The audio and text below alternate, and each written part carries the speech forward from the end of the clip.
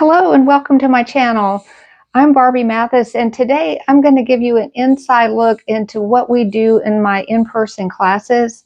This is a really rare thing, but in South Carolina it's snowing right now. And last week we had an ice storm, and so my classes have missed a lot of what we've been talking about. And so I thought I would just do a video and show them what we've done, because some of them had to miss and some will probably have to miss on Monday too. And so what we started with so far is we were painting palmetto trees, and those are not palmetto trees, but palm tree-like shapes with grasses underneath them. And I was also using an example like this to show a grassy field. And today I'm going to show you what kinds of techniques I did to do really loose, watery grasses, and also some of the ones in front that are more detailed. Also some of the ways that I have done the palmetto trees. So, and we see a snowy picture right here. So I'm going to go ahead and turn this down so that you can see exactly what I'm doing with my painting. But before we paint, I just had to show you what's going on outside my window. This just doesn't happen around here, y'all. So I'll go ahead and get started now. Okay, first of all, I had given the class two different copies. I gave them this, and then I gave them this because both of those are good examples of grasses and trees and a little bit of water in the background. And I had done this a long time ago. This is just a copy of how it turned out. And I sold the original, but the palmetto tree and the crescent moon is really popular here in South Carolina because of the flag having the palmetto tree and crescent. And so it's a popular thing to paint. And I just thought, well, we'll make it our own in watercolor and see how the grasses down here are loosely done. And we can achieve this by doing something called a back run. I'll tell you how I mix the darks for the background, and also what this is done with what is called a gradated wash in the back of this. But first of all, let's just talk about back runs.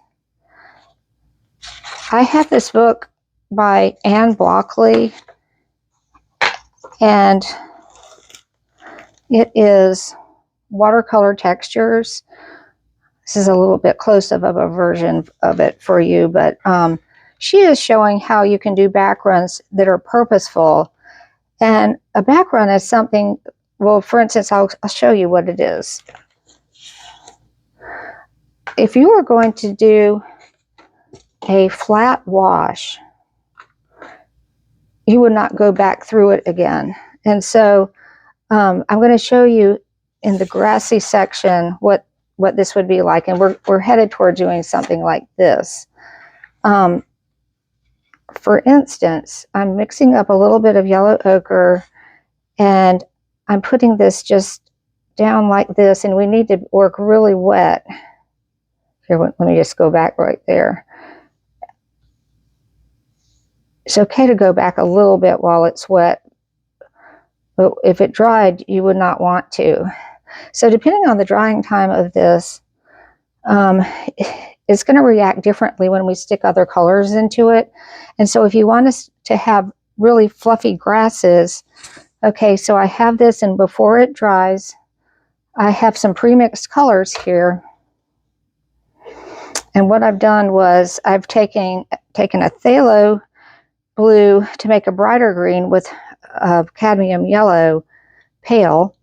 And then also this is ultramarine blue with cadmium yellow that makes it a little darker of a green. So depending on the shade of the green that you want, you know, you can use a different blue.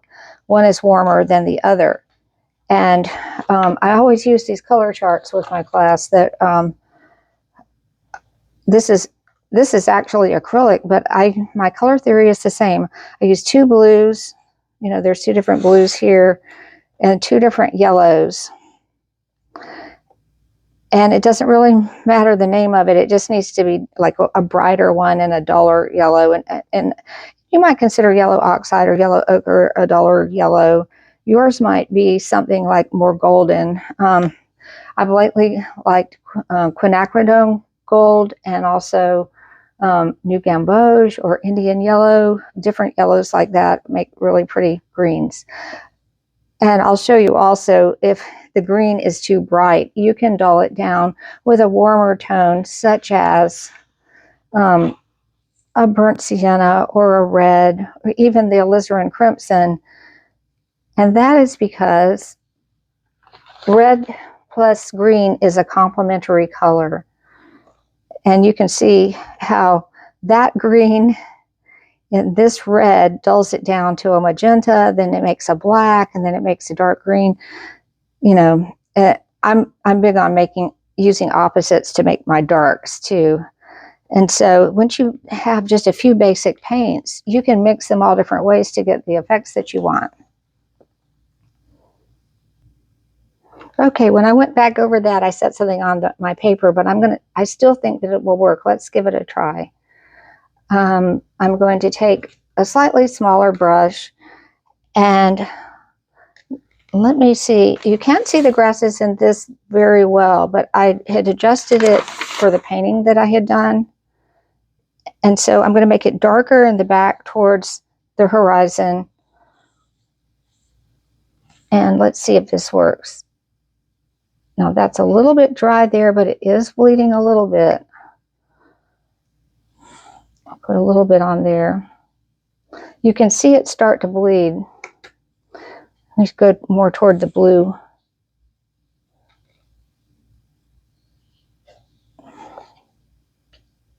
This might be getting a little bit too dry now.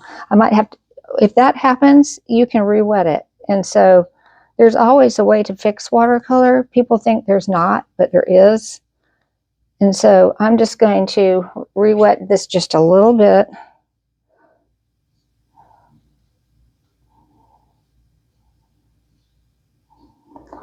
With a little bit more of the yellow ochre.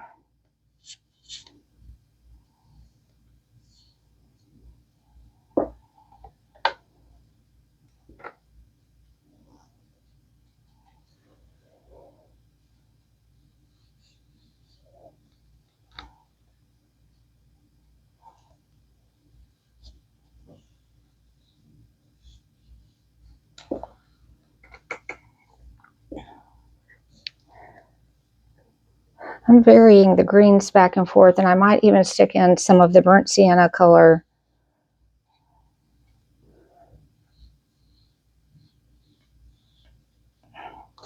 In the actual photo, it looks very green, but I remember being there because I took this picture probably near Mount Pleasant at Patriots Point, and at that night, the sun was going down in the background here. And this almost looks like a South Carolina license plate, or at least one of the older ones, where it was a gradated scene from dark to light, and then there's the grass down here. And so, okay, you can see it's reacting now. It's looking more like fluffy grass, and if I need to adjust the colors, I can adjust the colors here. I might stick in some more toward the back that's darker. And wherever you touch the color that's still wet, it will bleed some. And I may not want a whole lot of light places in there, but I might also want to stick in a red, a light red, sort of a reddish orange, because in that background, it looks like the sun is shining on the grass. And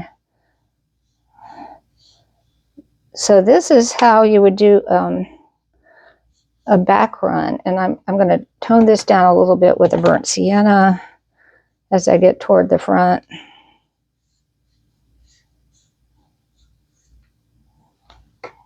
There's one thing you can do too. I wouldn't necessarily have to do it on this one, but just for the sake of showing you, you can take a plastic card or the end of a brush. I don't know if you ever knew this before, but some of these brushes have ends that are sharp like this, and you can use them really easily to make grassy shapes. And depending on how wet the paper is, it will at first indent it if it's too wet, but once it dries, you can actually lift it off and it looks white. Now, when it gets to that point, I'll show you, but I'm just going to put a few little indentions into it right now so you can see what that looks like. You can actually do something called, well, just sprinkling it with salt. You can use different types of salt, but I just have table salt with me right now. And some people don't like to do this, but be sure, once something dries, that you go back and rub the salt off of it. And you don't want it to be all over the rest of your painting, but maybe it might add a few speckles in some areas. And wherever the paint gathers around the salt, it creates little light spots. You might be able to see that before we finish. It takes a little while for things to dry. And so that is one way that we did grass. And so, of course, there are dry on dry methods or wet on dry methods of doing grass. But this is just one really loose type of a grassy area. And once again, this was the one that's the copy of one that I did.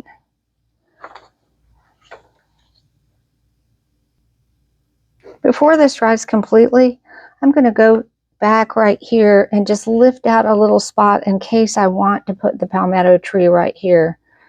And see how easy that even with watercolor, I mean, people think that it cannot be fixed, but you can actually lift out spots just like that. So if I want to, in fact, I'm not going to put the gradated background in here. I'm going to use this as a demo just to show you, since my class has done a gradated background already. So I'm going to take a little bit of, I think, the light red,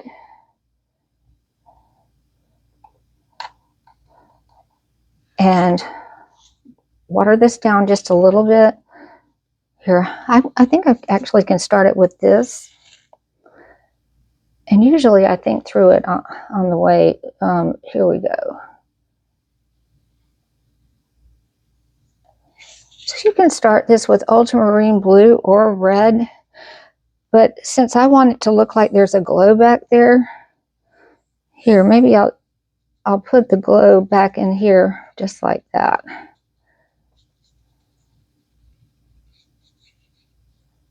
And that way, when I put the trees on top, it will look like there's a sunset going on behind there, which I don't know if it'll make sense since I don't have the blue sky in there.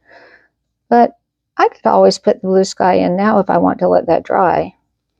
So I tell you what, I will let this dry a second and then put in the sky so that you can see the whole picture done. Before I do that, I just noticed that the salt is reacting. You can see what that's doing. And let's see, look at that. So now that it's at a certain drying point, you can also see where you can pull up the grassy areas and it makes little marks, for the grass. And it would make more sense in this area for us to have seagrasses here and there, but here, I'll put a few little tiny ones back in there. And maybe around the tree, we'll go back and paint some color into it. Okay, let this dry for a second. It's coming back to me what we did in class, and I do need to mask out the moon. So I'm wiping soap through a brush and squeezing all the water out of it. And then I'm dipping my brush into masking fluid. It's a clear liquid. It comes in different colors. But when you paint it on liquid, then it dries to a rubbery surface and it repels all of the paint that you put around it. So I'm just going to do just a little crescent moon here. And you have to just let it dry to the touch. And I need to use a little bit more of a pointy brush to get this crescent moon. So I did not put the soap in that, so I have to wash it out right away.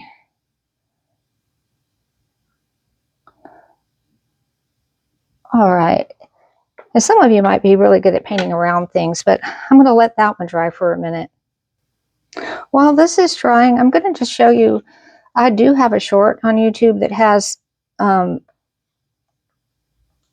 these brush strokes and the different types of brushes that they have on them that they were done with. And so some of my favorite things to do brushes with are, I just like this old Winsor Newton wash brush. It's a 1.5 inch brush. It is a really good brush, but once you wet it, you can split it apart like this. And then once you dip it into the paint and brush it on, you get a thick covering. And if you put it in a couple of different colors of paint, it separates like this, and you can see different grasses. And then let it dry and go back with more, or add lighter brush strokes to it. But there's all of these different types of brushes that you can use. You can even use cheap brushes like a chip brush or a basting brush. You can use, of course, you can use things like rigger brushes. That's a little bit more tedious. I have done that in the past, and it does take a long time to make, the thinner brush strokes. I don't think I have one on here. Well, I do. Oh, a rigger brush and a liner brush makes very thin strokes. This is an example of some different brush strokes that I have using a rigger or a dagger brush. This is the bottom part that I was looking at. It was doing backruns, and then so you can use a combination. And let me see, this one's not quite dry yet, so I'm going to turn this off for a minute. Now, I know that the moon is dry with the masking fluid on it by just touching it with the back of my hand maybe, and I can feel that it's a little bit tacky and it doesn't come off on my hand, so that therefore it's ready to paint over. And so I'm just taking a quill brush. Some people use a flat brush to do this, and some people wet the whole thing down, but since I'm at this point on here, I'm not going to wet it. And if it doesn't come out a perfect flat wash or a gradated wash, it's okay. And so I'm starting dark at the top, and you can see where the masking fluid is repelling where the moon is. And then you can use gravity to bring this down a little, and I'm wetting my brush so that it will get lighter and lighter as it goes towards the horizon. And I need to get a lot of this blue out of here. So let me see if this is working a little bit.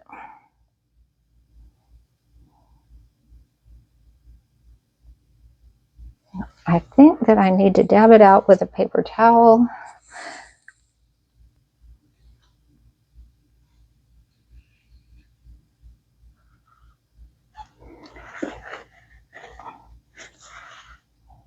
And I'm putting a little bit of orange toward the bottom right here, and then I'll put water in between. My brush still has a little bit of blue in it, but I can fix that. And bring this up, because if we put yellow or orange near the blue, it's going to start turning green. But I think what I'll do is just at a later time go back and make this a little bit more intense. But it's going to look slightly more intense once we put the dark color in the background on the trees. And so now I'm going to let that dry a little bit. It's drying a little bit uneven. I think at times it does work better to wet your paper first. And the easiest way too is to wet both sides of it, and it will flatten out a little bit more than what mine is doing. I tend to make last minute decisions sometimes, and so this is what happens. So learn from me that this is a little bit uneven right now, the way it's drying. But once it gets the palmetto tree on top, I think it's going to be okay, and once we darken the colors where we need to. There's various ways that we can go about painting the palm fronds on the Palmetto. This one I definitely did wet onto dry and layered the colors. This one I made really like one tone of a dark and put it all in here. I think it was probably made with a little bit of not burnt umber, burnt sienna and ultramarine blue. This was done in a style that is similar to what Joe Garcia has used in his book, The Watercolor Bible. And there is a palmetto in here where you can tell that he worked very wet with the paint, maybe using one color starting out, possibly with this lighter edge right there, and then adding more color to his brush as he went along so the colors bled together. It gives that really nice shadowed look on the left. And I love the way that he did his background there. I bet you he did a workshop in South Carolina at some point or somewhere on the coast. This also is an example of, now this paper is not 100% cotton, but I was practicing colors on it, and it did lift really well where I was trying to lift some front pieces here. Now this was a combination. I started out with one color, and then some of it dried and some of it didn't and ran together. But you can lift out some of the palm fronds once they're done, and I'll show you how to do that. And this is the example of one that I was practicing where it was a little bit more controlled. And I started this one with ultramarine blue and painted basically the whole thing in ultramarine blue, and then went back with yellow ochre, some green, a little bit of burnt sienna, and it kind of started blending together that way. And then I started trying to lift out a few of the pieces in the front, because what a lot of beginners tend to do is that they make it more like a fan or a feather, and there's no palm fronds coming out in the front.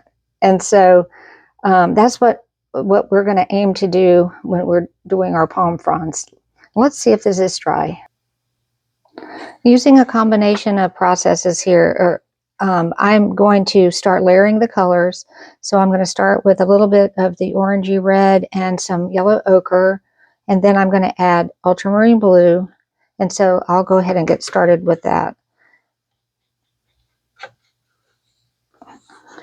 So we had started the tree trunk with a little bit of red because it looks like from the photo that there's a red glow in the background, and you can barely see it, but there's a slight glow of an orangey red on the tree. But I'm intensifying that a little bit for the sake of the picture. I did that in this one that I have a copy of. Okay, and so I'm starting out. You certainly do not have to be perfect with your tree. There's so many different types of scratchy looking trees, of scruffy looking, I guess that's a better word for it. And I start out kind of making like an umbrella shape like this going out. This is a dagger brush. You can use it flat or you can use the very end of it. And I love the way that this makes different shapes like this. And I just kind of loosely bring out shapes and bring some of them down like this. And I'm going to just go around the top part right there and thicken it just a little bit.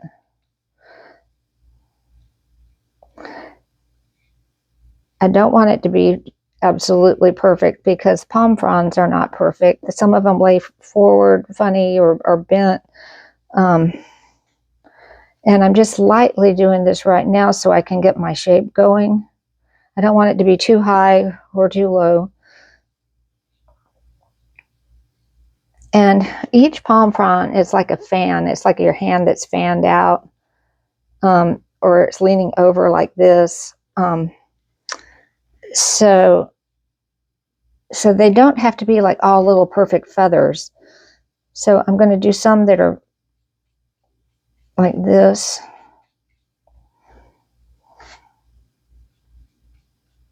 And they overlap each other. So I'm working pretty dry right now so that I'm just getting my shape without it bleeding together.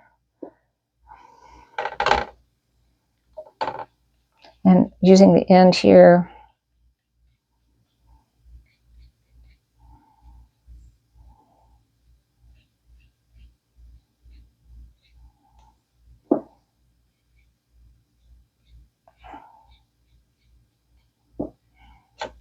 And I can see that my sky dried a little bit uneven, but you know what? No sky is just alike. It might have been that way that day, right? But nobody will know because they aren't looking at the photo that you're looking at, right? So you can see that there's a lot of little feathery places going on. There's no exact right or wrong way to do this, but this makes it a little bit easier to see. Then I see that something on my paint is reacting slightly or picking up some of that blue color on there. It might be the surface of my paper that's lifting a little bit, but let's see. So now that I have my shape going on, I can use some of the lighter red. I believe that's like a cadmium red light, or I can mix it with a little bit of yellow if I want it to look more orangey in here, and stick some of that, like the glow of the sun might be over here.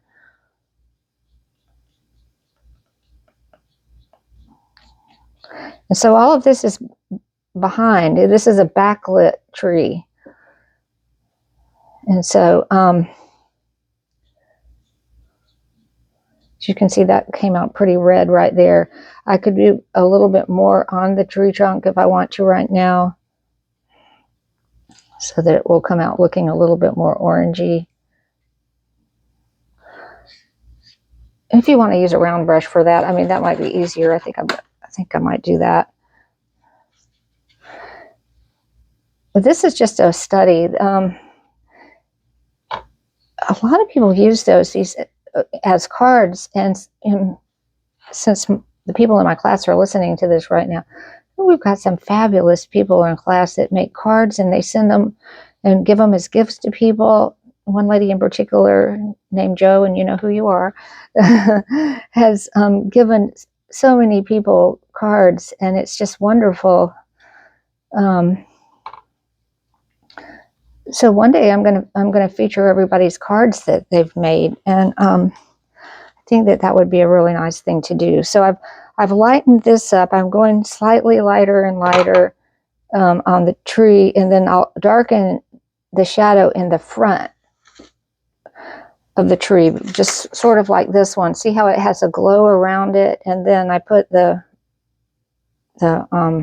ultramarine blue in the front of it, and then I mixed a dark to put on top of those trees in the background. I didn't put more palmetto trees back there, but that's okay. And so I'll stick a little bit more of this in, because it'll show up behind there. And we don't have to go over every little piece, you know. I think some people get confused and they try to go back over what they've already done, and you don't have to do that.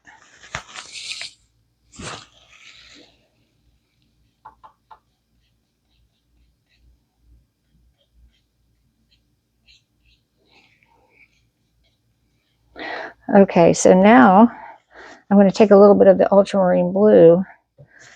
I mean, you can let it dry really well in between all of these, but I'm going to try to get some of this done.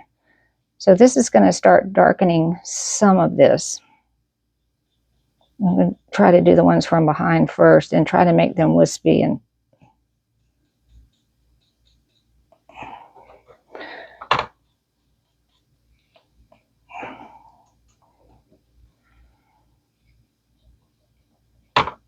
in fact, I'm going to put some of this on the tree trunk first, and I'm just letting that bleed in there because some of this is still a little bit wet.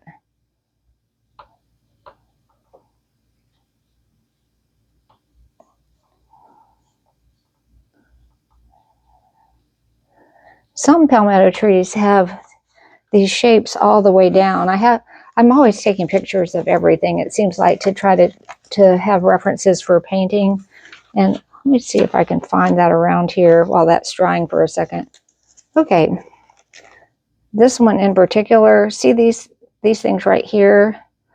Those are what the palm fronds are attached to, but if you don't trim the tree trunk, they grow all the way down like this. And I think that it's interesting to do a value study this way. You could do a light, medium, and dark value study and just show some of these. And one way to do that is by taking a black and white picture. But anyway, so my point is that the tree trunk isn't perfect because a lot of those things have been cut off of it.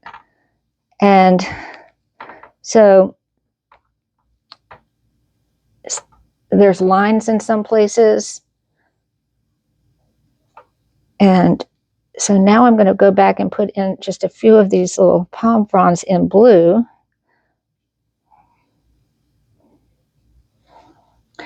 And I'm going to try to work, you know, with drier pigment, not too much water in it.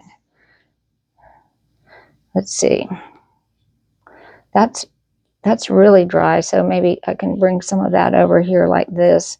This side of it is a little bit darker, so that won't matter. And as I mix other colors into it, it's going to look a little bit better on there. So I'll put some green in it. I'll put some, if I have to, I'll go back with yellow ochre. So that's what we'll do to that. And then I also start seeing colors of purple. And as you paint, you're going to start noticing that everything has all of the colors just about. And so it can almost be like a printing process where you're layering yellows and oranges and reds, you know, greens, blues, darks. So notice that when you're looking at things, notice the colors. Things are never just white. You know, maybe they might have pinks and yellows in them. Maybe they might be shadowed with blues and purple. And definitely, you know, trees are like that. I like to say that they have light, medium, and dark, but some of those light, mediums, and darks are in color. And that's what makes it interesting. Okay, so I'm darkening the middle right in there a little bit because it's in the front. And so the tree is hanging over right here.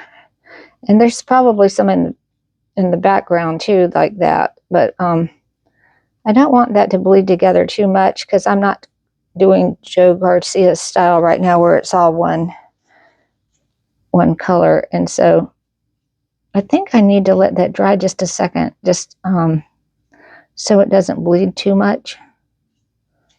And so I'm going to click this off for just a second. While the palm fronds are drying, I'm going to show you, I mix up darks like this. See that there's the burnt sienna and ultramarine blue. I'm going to make a dark out of that to put in the background. And I also use alizarin crimson and phthalo green. And, you know, the green by itself, you think, wow, that's really bright. How's that going to make a dark? But look at this, when you put a little bit of the alizarin in it, see that dark that it makes? And when you start to put it on top of this back here, see how dark that is? And so sometimes I vary my darks back and forth from the ultramarine blue and burnt sienna. I'm going to just, I'll touch it with other colors in here and might as well get some of that going. And I leave a little bit of that red showing so that it will look like it's glowing from behind, and make sure that you leave a little bit showing on your tree too. And so I'm doing a little bit of this, and sometimes it works to have heavier pigment. And once you start doing this, you already see, gee, I left this too light right here. And so you may have to go back and darken a few little places that will be shadowed. And so I'm going to do that. I also might put a little bit more red on here and there just to make it look a little bit better.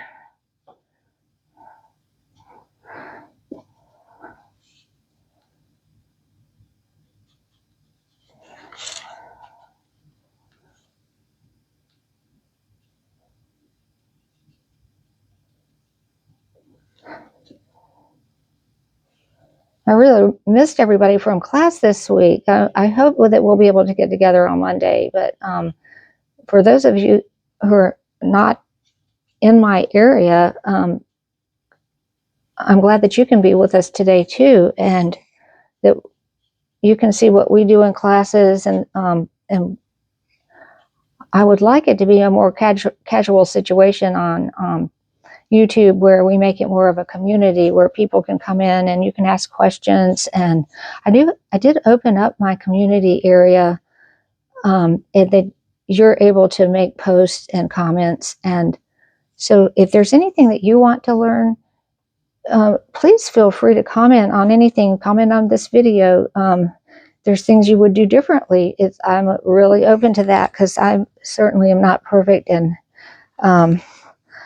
demonstrating what I found that demonstrating on YouTube is a little bit harder than demonstrating in class, because everything has to be here just right. But now that turned out a little bit red, so I can always go back and put a little bit of blue in here. But anyway, I'm so glad to have everybody watching with me today, and I'll look forward to hearing from you sometime, or hope I get to meet you in class. So now this is definitely the darkest dark, so we have to adjust values a little bit. Whenever I look at something, I look at the values, and it's definitely the lightest lights back here toward the horizon, and it gets darker as it goes up toward the top of the sky. And it's also darker where it's shadowed right here, because all of this is backlit and the sun was going down back here. So so after this part is totally dry, I can go back over it with darker colors. And let's see if this is dry enough up here. Yeah, that is dry enough up there now, where I can add some more greens and add some more darks in the palm fronds. And then I will adjust the grasses, and we'll take off the masking fluid, and we'll be done. But this whole point of this was learning backruns for grasses, layering of colors. Probably not a good example of a gradated sky, but at least you see that. We can see the masking fluid in here. We used a little bit of salt. We used a plastic card to scrape. So that's just a review of some of the things that we're learning in watercolor class, especially in my local watercolor class. So, okay, now I'm going to go back to my greens that I had mixed up before for the grasses, which you see phthalo blue with a little bit of yellow and green. Then a more muted green is with the ultramarine blue and the yellow, or it could even be done with yellow ochre to make it even more muted. But anyway, this is what I'm going to use for my palm fronds. And I always keep a paper towel or some kind of cloth with me, so I can dip into the paint. And let's see, do I want to put that? I don't know if I want to go as green as these are. And sometimes I don't even know if, a long time ago when I used to get real photos made, if the film color was exactly right. But now I like the way that that's kind of dried and blended together. So I'm going to try to lightly put some green on here now.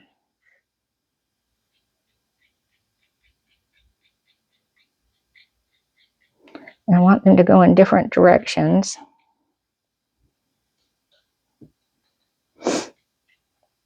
I'm going to stick some in the front right there so that I can be lifting it out if I need to.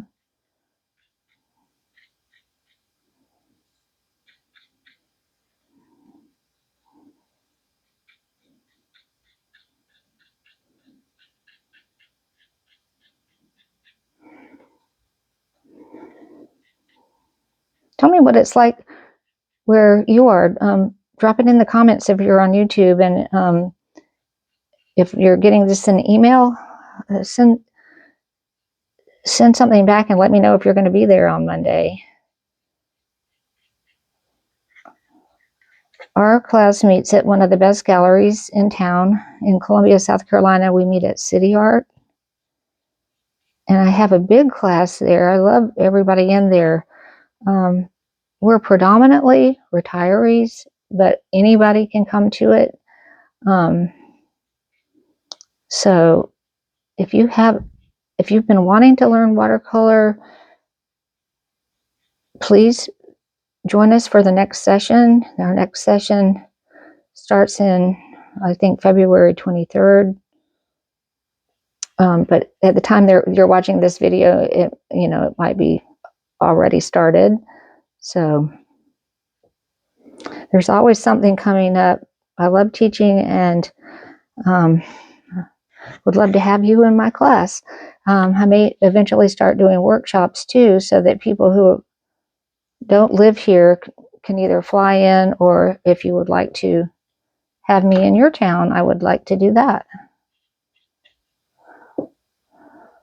Okay, I'm going back and just putting in some darks in some places.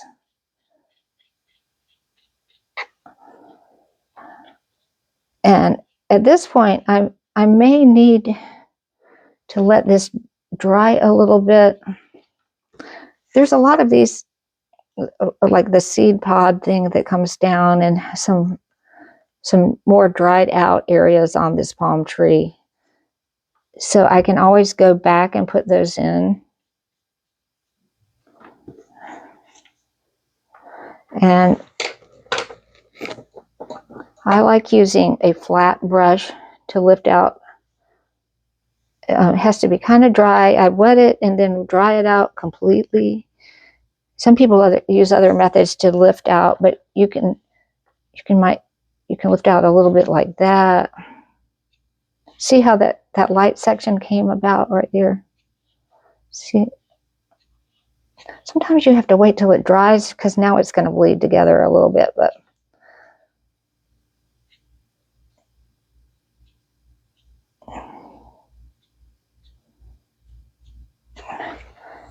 so I don't want to do that too much, but I just want you to see that before we end this video. I know it's getting long, but I appreciate you being with me today.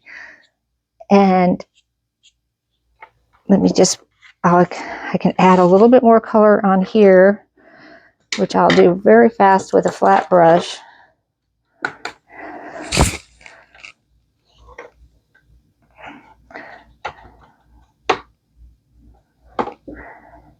Because I think that's a little bit light back there.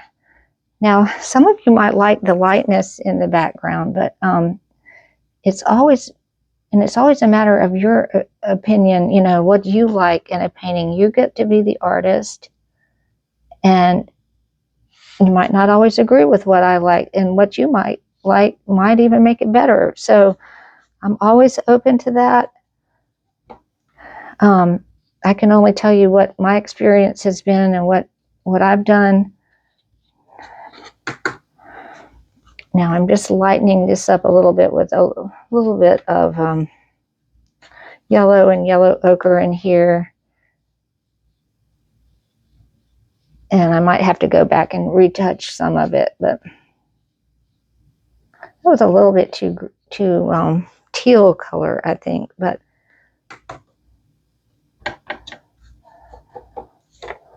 sometimes when I'm trying to go fast and I'm showing people, it doesn't always come out perfect.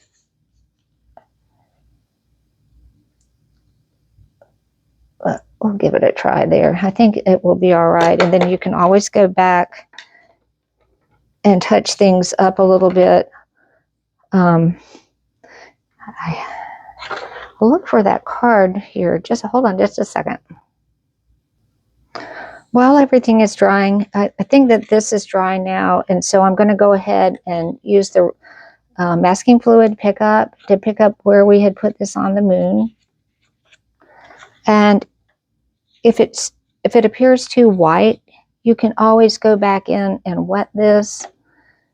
And I'm wetting this now.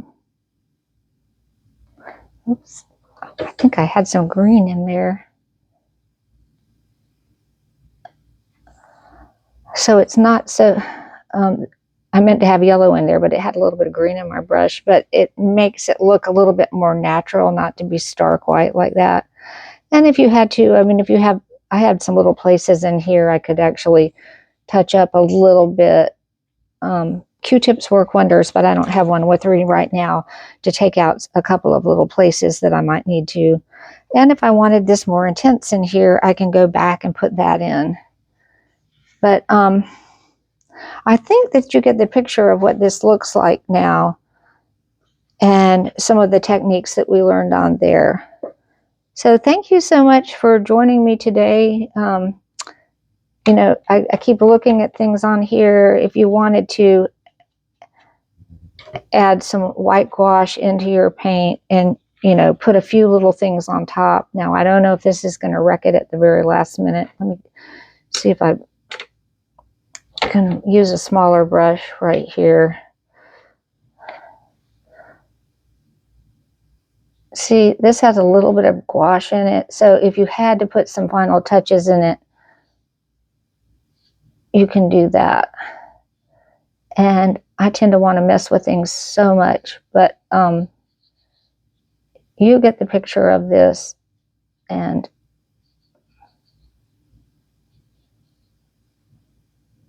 you can mix gouache, which is an opaque watercolor. I use the white permanent gouache and mix it in with other colors, but it also does come in colors. You could do an entire painting with gouache. But anyway, that gives you the idea of what we can do, and it probably needs a few other little touches.